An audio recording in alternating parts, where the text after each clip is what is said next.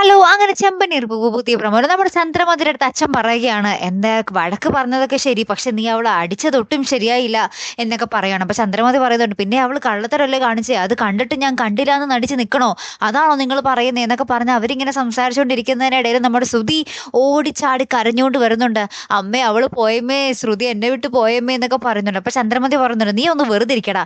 പോ പോ എന്നേക്കുമായിട്ട് പോകാനാണെങ്കിൽ അവള് പെട്ടിയും കിടക്കയൊക്കെയായിട്ടല്ലേ പോകുള്ളൂ. ഇത് അവളുടെ ഡ്രസ്സ് മൊത്തം ഇവിടെ ഇരിക്കണല്ലേ. അവളിങ്ങോട്ട് വന്നോളും. നീ അന്വേഷിച്ച് പോകാനൊന്നും നിക്കണ്ട.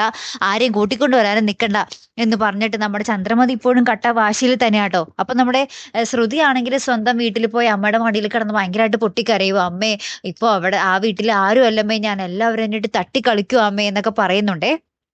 ലാസ്റ്റ് നമുക്ക് കാണുവാൻ സാധിക്കുന്ന കാഴ്ച എന്താന്ന് വെച്ചാൽ നമ്മുടെ ചന്ദ്രമതിയും ശ്രുതിയും അച്ഛനും എല്ലാവരും കൂടി ഇങ്ങനെ സംസാരിച്ചുകൊണ്ട് നിൽക്കുവാണേ. നമ്മുടെ ചന്ദ്രമതി പറയുന്നുണ്ട്, "അവൾ ഇത്രയൊക്കെ ചെയ്തു വെച്ചിട്ട് നിന്റെ പേരാണ് അവള് പറയുന്നേ. നീ മണ്ടനായി പോയത് കൊണ്ടാണ് അവൾ ഇങ്ങനെ ചെയ്തതെന്നാ പറയുന്നേ.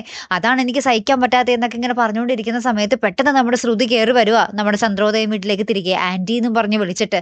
അപ്പൊ ഈ നമ്മുടെ ശ്രുതിയുടെ ഈ ഒരു വിളി കേട്ടിട്ട് നമ്മുടെ ചന്ദ്രമതി ഇങ്ങനെ കട്ടക്കലിപ്പില് ഇങ്ങനെ ഞെട്ടി ശ്രുതിനെ നോക്കിക്കൊണ്ട് നിൽക്കുന്ന ഒരു രംഗങ്ങൾ തന്നെയാട്ടോ കൂട്ടുകാരെ ഏറ്റവും ഒടുവിൽ കാണുവാൻ സാധിക്കുന്നത്.